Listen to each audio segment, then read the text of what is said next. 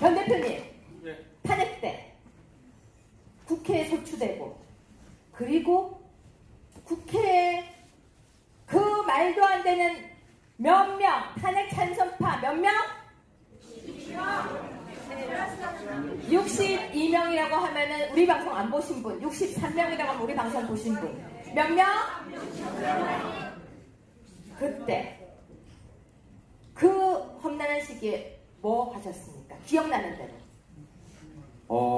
지금 여기 현장에 와서도 이 데일리 베스트 질문을 받았는데 그때 제가 탄핵 찬성을 했다고 왜? 무진장 많이 지금 깔려 있어요. 깔려 있는데 아까 김진태 의원이 오셨을 때 사실은 좀 그거를 같이 좀 하고 갔으면 좋았는데 실제로는 그 당시에 2016년 10월 11월 상황은요 자진하야론이 막 덮었을 때입니다. 그러니까 그냥 막 무조건 내려오라는 거예요. 저 친문 세력도 그렇고 김무성 세력도 그렇고 막 내려오라 그러니까 이쪽에서는 정확하게 김진태 의원도 발언했고 저도 그렇게 했고 저 박성현 백모주필도 그렇게 했고 야 그렇게 너희들이 박 대통령 끌어내리려고 그러면은 법대로 탄핵 절차 밟아라 이 주장을 하고 있었거든요. 저희 같은 경우는 이걸 지금 따다가 제가 탄핵 찬성했다고 했고 예전에 김진태 의원도 전당대회 출마했을 때 김무성이 너도 탄핵 찬성했다 이렇게 지금 막 왜곡을 하고 있는데 실제로는 너희 꼬움을 한번 탄핵해봐라 그랬을 때 사실은 설마 전애들 그러니까 저쪽 친문이 아니라 김무성주들이 정말 탄핵 찬성표를 던질 수 있을까 굉장히 반신반의했었어요. 설마 저들이 할까 안 할까 나중에야 하는구나 이렇게 판단하게 된 거죠. 그래서 저는 이런 작업들을 하고 있었습니다. 네, 그 작업을 했었고 태극기 집회를 처음 나갔던 게 언제예요? 그게 이제 2016년 10월 19일 서울역 그게 1차 집회예요. 이게 서울역 1차 집회고 그때 이제 정광용 씨 그때 뭐 다 같이 모여서 해서 그 자리에서 사실은 보수 노사들인 김경재 제2총장면 총재 박성현 주필이 꼬우면 탄핵하라고 외친 게 그날이 처음이에요. 왜냐하면 그때까지만 하더라도 다 그냥 자진하야로 끌어내리려고 했으니까 그날의 핵심적인 메시지는 법대로 탄핵 한번 가자 이게 사실의 메시지였죠. 혹시 나는 탄핵 될 거라고 생각해서 하는 분 아무도 없었을 거예요. 국회의원 정원 나쁜 X들이 설마 찬성하랴 탄핵을 찬성하랴 생각하신 분 여기서 손들면 근데 맞겠죠. 근데 여러분 정말 탄핵할 거라고 생각하셨어요? 자, 변 대표께서는 그때 국회의원들이 어떻게 할 것 같았어요? 그러니까 그 안에서 탄핵 소추안. 아까 그 자진하야론이 두 번이 나오는데 11월 초에 2016년 11월 초니까 10월 24일 날 JTBC 보도를 하고 그때 촛불이 이제 어마어마하게 타오르죠. 일주일 동안에. 그때 이제 전경련에서 갑자기 자진하야론을 넣고 총공세를 펼칠 때인가. 그때 1차는 막은 거예요. 그거는 이제 10월달 아까부터 10월 19일 첫 집회부터 야 너희들 자진해야 하려면은 탄핵 절차 밟아봐 자신 있으면 너희들 국회 통과도 못 시킬 거고 헌재감 너 다 깨져 이걸로 막았습니다 1차는. 근데 2차 자진하야론은 약간 다른 게 근데 이 촛불 불타오르는 거짓 선동 나중에 다 드러났죠. 한 38가지의 뉴스가 거짓말이 나옵니다. 뭐 최서원의 아들이 청와대에서 근무한다. 뭐 아들이 없잖아요 최서원이. 뭐 이런 거짓말까지 38가지 거짓말이 나오는데 엎어진 거예요 여기서. 그냥 11월 한 20일 넘어가면요. 이제 청와대 내부와 친박 뉴스 이렇게 나옵니다. 이거 도저히 막을 방법이 없다. 뭐 이렇게 되면은 박 대통령 정말 동시령 받을 수도 있겠다. 이래서 정치적으로 좀 조정을 하자. 그게 2차 때 나오는 겁니다. 그러니까 첫 번째 나왔던 자제안과 달라요. 두 번째 나온 거는. 어떻게 정치적으로 잘 조정해서 한 3, 4개월 정도 아니면 5, 6개월 정도 먼저 하야하는 대신에 이걸 한번 수습해보자. 이렇게 됐기 때문에 사실은 그런 식으로 정된다고 봤죠. 대부분 다. 그런 식으로 정된다고 봤는데 이게 탄핵이 이제 12월 8일 날 가결되잖아요. 12월 3, 4일 요때 그런 식으로 합의하고 있었는데 이쪽 여야가 갑자기 저 친문 좌익 세력이 어마어마하게 세게 나옵니다. 이 문재인이하고 안철수하고 막 치고 나오는데 저는 그거는 저 김정은이 지령이 들어왔다고 봐요. 대충 거 하지 말고 이번에 박근혜 대통령 완전 감옥 보내고 보수 싸그리 불태워야 된다. 그래야 연방 대통령이 할 수 있다가 아주 강한 지령이 와서 정치권 합의가 다 무시가 된 거죠. 그냥 강하게 탄핵 들어갔고 거기에 사실은 김정은이가 지령 내렸어도 김무성 세력만 안 따라갔으면은 122석이었죠 그때가 제한당이. 그러니까 100석만 반대했으면은 22명의 배신자가 나와도 탄핵이 안 되는 거였거든요. 근데 그 김정은이 주영에 김무성이 얘들도 같이 따라가서 탄핵이 돼버린 거죠. 같이 합세해가지고. 그래서 저는 12월 6, 7일까지도 설마 했었거든요. 설마 김무성 애들이 김정은 지령까지 따라갈까? 그래서 반신반의하다가 탄핵이 되는 결과라고 생각합니다. 그러면 그 당시에 탄핵이 안 될 거라고 일단 생각은 했었나요?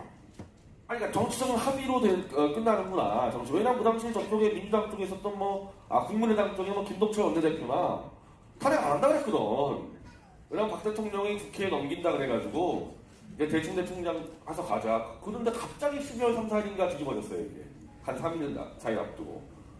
그건 김정은 지령이 먹혔다고. 전 대표는 지금 이렇게 앞자리에 제가 모셔서 주인공으로 모신 이유가 사실은 안 속았잖아요. 안 속았죠? 어. 네, 안 속았죠. 안 속았잖아요. 그런데 가짜뉴스가 많았잖아요. 네, 38가지. 10월, 11월 두 달 동안 38가지의 아주 결정적인 거, 박 근데 대통령의 그 마약을 중에서 했니, 어마어마한 거. 그 중에서 속을 뻔한 거 하나도 없었어요? 근데 내가 안 속았다는 거는요, 무슨 의미냐면은, 탄핵을 하려면은, 그 당시 노무현 때 이미 헌재 판례가 나왔잖아요. 최소한 부정한 뇌물을 먹었을 때 탄핵을 한다는 판례가 나왔기 때문에, 사실 왜 자꾸 탄핵을 못한다 그랬냐면은, K재단 미르재단 같은 경우는 공익재단이니까, 지금도 그렇지만 박 대통령 개인적으로 10원 한 장 들어간 게 없잖아요. 그래서 그걸 안 속았다는 거고, 문제는 저도 그랬었고, 아까 박 대통령 쪽도 자신 없었던 거는 자기는 안 받았는데 최서원 보도가 막 나가잖아요. 최서원에 대해서는 자신이 없는 거예요, 사실은. 모르니까 어떻게 되는지. 뭘 어떻게 하고 다녔는지 언론이 최서원 관련 병적 부당한 거에 대해서는 확인할 방법도 없고 그 부분이 자신이 없었던 거죠, 사실. 본인은 자신 있었는데. 그러면 다른 부분에서 나는 혹시 조금이라도 속을 뻔했다. 이거는 좀 약간 최소원 얘기 빼고는 없었나요? 그러니까 38가지 가짜뉴스 중에서요, 핵심적인 것들은 안 그렇지만은, 그것도 그냥 일반 무슨 유튜브가 아니라 그 당시에 중앙일보, YTN 이런 데가 했기 때문에, 사실 저는 그 보도들은 대부분 믿었어요. 핵심적 몇 개 빼고는. 설마 저렇게 새빨간 거짓말일지는 나중에 한 1월 넘어가서 우리가 다 확인해가지고 확인했지, 그 당시 언론 보도 같은 경우는 대부분 믿었죠, 사실. 질문 하나인데요. 노무현 탄핵 때 기억나세요? 네, 잘 기억나요. 그때 여기서 국회에 제가 취재하고 있었기 때문에. 그럼 그때 그 상황 여러분들이 조금 잊었을지 모르는데 솔직히 저는 노무현 탄핵 때 한국에 없었어요. 독일 유학 중이었어요. 그래서 그 시절 그 상황을 저는 현장감밖에 모르지만 변 대표를 통해서 그 이야기가 어땠는지 잠시 들어보겠습니다. 그 노무현 탄핵도 그 당시 이 여당, 그러니까 노무현당에서 이 이탈자가 있었기 때문에 탄핵이 통과가 된 건데, 이 김무성 배신자들하고는 완전히 상황이 다릅니다. 그때는 집권하자마자, 그 당시 노무현이 민주당 대선 후보로 집권했으니까 민주당이 여당이잖아요. 근데 집권하자마자 친노 세력으로만 다 운영하려고 이 자기 당을 침뱉고 나가버렸어요, 노무현이. 노무현 그 당시 이른바 친노 세력의 핵심들인 그 당시 정동영, 천정배, 신기남 이래가지고 한 45명이 노무현과 함께 사실상 탈당을 해버리고 이 여당 민주당을 껍데기로 만들고 침을 뱉어버렸단 말이에요. 그래서 그때 남아있었던 사람이 조순영 씨, 그리고 지금 박 대통령하고 같이 왔던 김경재 씨, 하나갑 씨, 이 사람들이 이제 탄핵을 하게 된 겁니다. 이쪽에 있는 최병렬이 한다는 것 같이. 그러니까 박 대통령은 김무성이랑 같은 당에 있었잖아요. 그 자기들이 탄압받았다 그러는데, 그럼 김무성이나 이런 애들 공천 누가 줬습니까? 탄압받았다는 나경원 공천 누가 줬어요? 누가 줬어요? 김영태 공천 누가 줬습니까? 여러분 누가 줬어요? 그 배신자들 60여 명 공천 누가 줬길래 당선됐어요, 이쪽에? 다 박정희 용전에서 줬지. 이 노무현 때는요, 총선을 앞두고 이거를 다 잘라버리고 자기들끼리 해먹으려고 침뱉고 나가버린 겁니다, 그 사건 자체가. 전혀 다른 거고, 이 정길 변호사 이번에 책에 정확하게 나오는데, 저는 그 책하고도 약간 연관해서 하나 이제 가장 노무현의 그 당시 심각한 문제가 총선을 앞두고 자기가 뛰쳐나갔으니까 원래 있던 집에다가 침을 막았다 그랬잖아요. 여길 죽여야지 자기가 이제 당시 한나라당과 승부해서 이기니까 끝까지 죽이기 공작을 들어갑니다. 이 노무현과 친노 세력이. 그래서 심지어 이 남아있는 민주당 뽑으면은 바로 한나라당을 찍는 거랑 똑같다. 막 이런 식으로 선거를 방해가 들어와요. 그러니까 선관위에서 경고를 해요. 야, 대통령이 이렇게 자꾸 정당 선거에 끼면 안 된다. 이거 경고를 했더니 선관위를 깝니다. 그리고 헌법을 지켜왔더니 이 그놈의 헌법 때문에 내가 못해먹겠다 막 질러대고 노무현 앞에 이야기가 막 발악을 하는 거예요. 탄압당하려고. 그러다가 나중에 남상국 대우건설 사장이 자살하잖아요. 대통령이라는 사람이 마이크 잡고 민간인 한 명한테 한마디로 너 인생 그렇게 살지 마라. 그냥 생중계 앞에서. 그 사람이 죽으니까 결국에는 국회에서 탄핵안이 들어갔는데 탄핵안 들어가기 바로 그때 노무현이 뭐라 그랬냐면은 이 총선과 내 신임을 연계시키겠다. 한마디로 총선은 뭐예요? 입법부를 구성하는 절차잖아요. 노무현은 행정부의 수장이지 않습니까? 대한민국은 대통령 되니까 입법부하고 이 행정부하고 사법부가 삼권 분립이 돼야 되는 제도인데 대통령이 내가 좋아하는 애들 국회의원 안 뽑아주면 나 대통령 그만둬 버릴래. 이러면 선거를 그냥 완전 망치는 거거든요. 그러니까 너무 결정적인 탈사에만 다 있었던 거예요, 그런 것들이. 이 책에는 이제 뇌물죄 이런 부분도 나오는데 사실 그 당시는 전체적으로 여론은 뇌물죄는 좀 심하다 그러지만은 박 대통령이 뇌물죄로 엮인 거랑 한번 비교하기 시작하면은 노무현이는 뇌물죄로 이미 거기서 감옥 갔어야 되는 상황입니다. 저는 그 당시 뇌물죄는 반대했었어요. 뇌물죄는 아니다. 총선 개입으로 탄핵하라 그랬지만은 박 대통령이 뇌물로 탄핵당하고 감옥 가 있는 거 비교하면은 노무현도 역시 뇌물죄로 걸려있다. 그래서 탄핵에 비교했을 때는 노무현이 훨씬 100배, 1000배 더 탄핵당해 마땅해야 할 적재였다고 생각합니다. 그러면 전 대표께서 생각하실 때에는 그 당시 노무현 탄핵은 당연히 탄핵했어야 된다라고 생각하십니까? 그 총선 개입 하나만 가지고도 아니 선거를 못 치르니까 이게 바로 법치주의 파괴거든요. 우리가 국회를 구성해서 그 국회가 민의였다서 정치돼야 되는데 대통령이 계속 선거에 개입해 들어오니까 정치가 마비가 되버렸죠. 저는 탄핵은 어쩔 수 없었다고 봐요. 자, 근데 변 대표도 되게 젊은 보수 우파인데요. 자, 변 대표 어떻게 이 난관을 해치고 나갈 겁니까?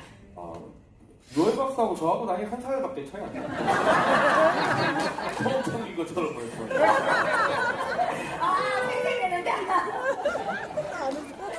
수님, 제가 누난데. 이제 이번이 마지막 발언이죠? 이제 마지막 발언이죠, 거의. 두 번 더 있어요? 말해야 돼. 짧게.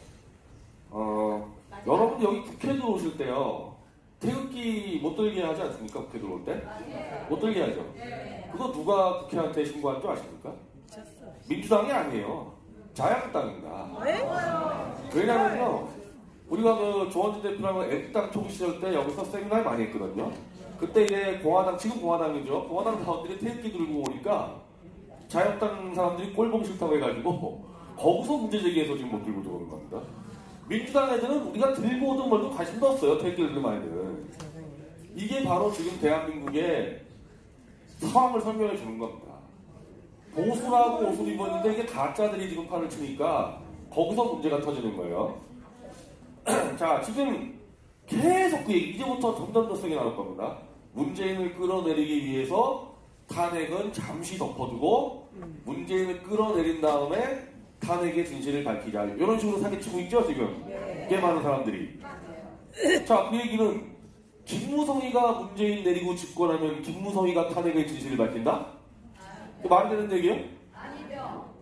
김무성 자기가 탄핵을 주었는데 뭘 진실을 밝힙니까? 그러니까 연결되는 거예요. 이 김무성이나 문재인이랑 연결되어 있는 문제들입니다, 이게. 보수 분열이 아니에요, 절대. 보수 분열이 아니고, 애초에 2016년부터 지금까지 우리는 탄핵 세력과 싸우고 있는 겁니다. 그럼 탄핵 세력의 최고 수계가 누굽니까? 아이, 거기는 졸개고, 다 졸개들이고, 저희 김정은이에요, 김정은이.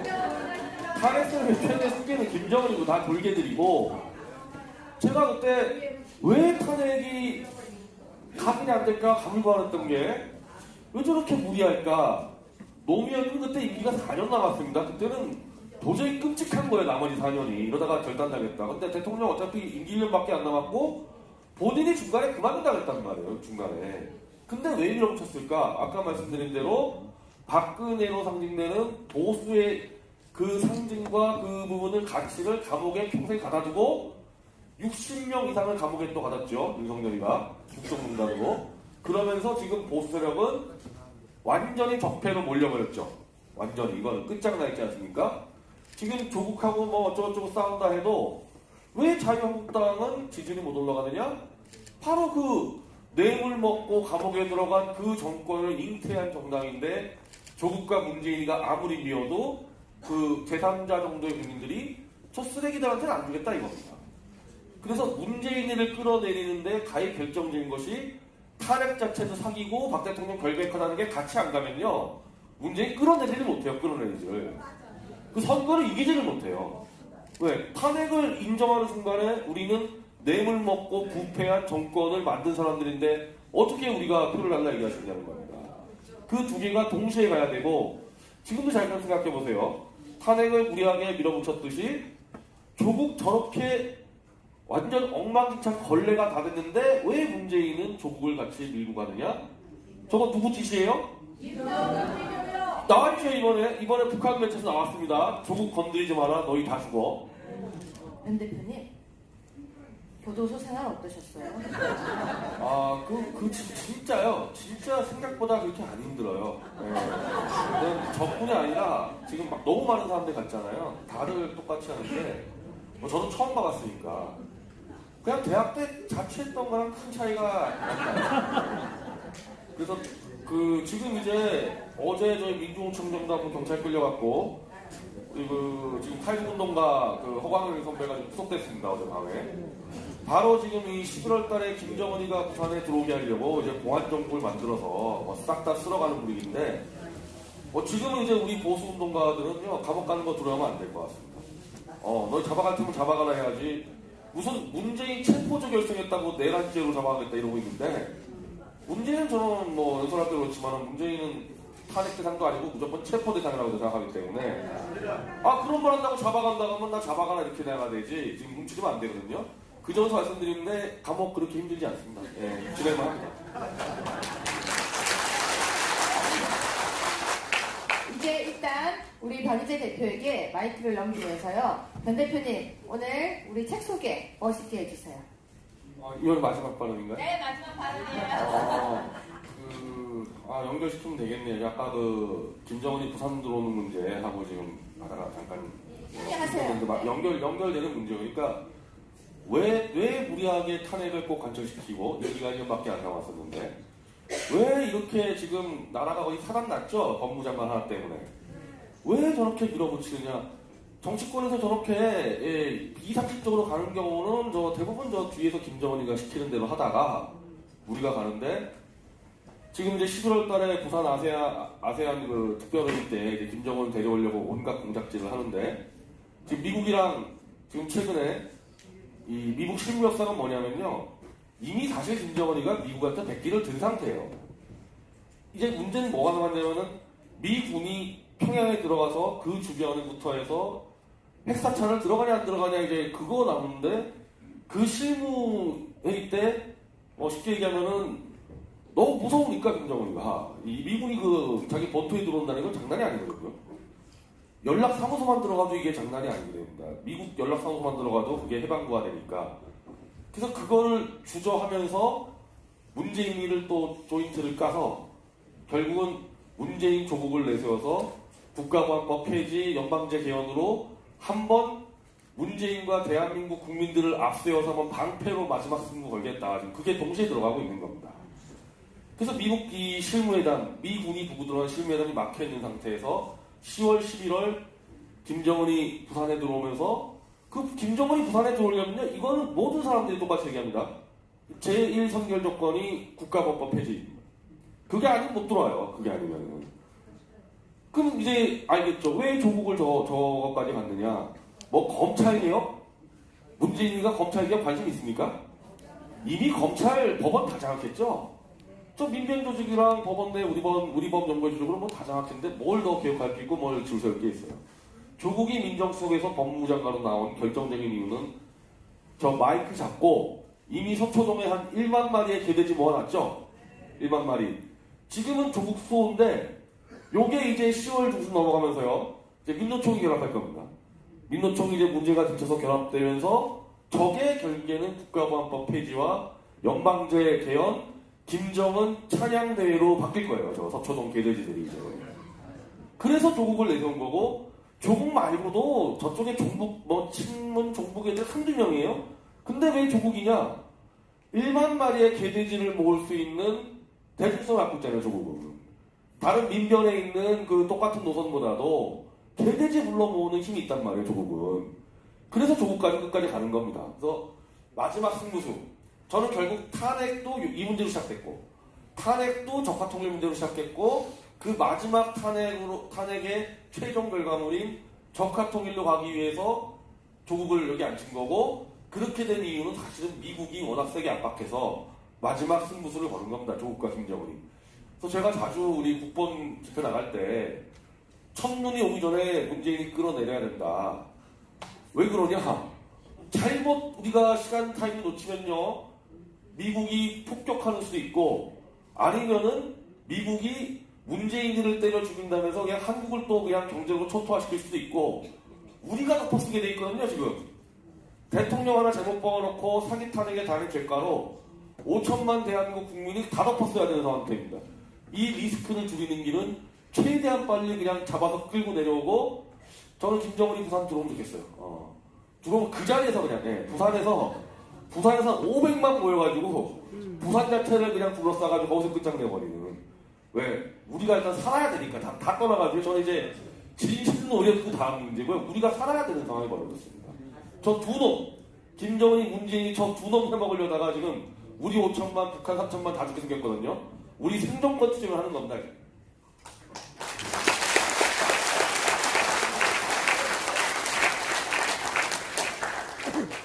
책 소개 좀 해달라고. 책 소개가 그래서 바로 이거를 하기 위해서 우리가 첫 단추가 뭐냐? 김정은의 지정이 탄핵이기 때문에 우리가 아무리 급해도 첫 단추를 끼고 가야 될 거 아닙니까? 탄핵 무효의 이론적 틀부터 알고 나가서 싸워야 되기 때문에 이건 절대적으로 필요합니다. 이게 좀 다른 책이에요. 그러니까 다른 좀 이 박 대통령 하는 책과 달리 박 대통령의 형사적 무죄 이전에 탄핵 그 자체가 잘못된 거를 해서 노무현 탄핵과 비교가 돼 있거든요. 그걸 딱 보면요. 와, 노무현 저런 인간도 탄핵이 안 됐는데 어떻게 탄핵이 됐냐. 우리같이 태극기 들지 않은 정말 거짓 뉴스에 보고 속은 국민들도요. 이 책만 쭉 돌려보면은 완전히 이해할 수 있을 것 같아요. 이게 그래서 부산에서 우리가 문재인 김정은이 때려잡을 하나의 첫 단추를 끼는 무기가 될 수 있을 겁니다. 이 책이.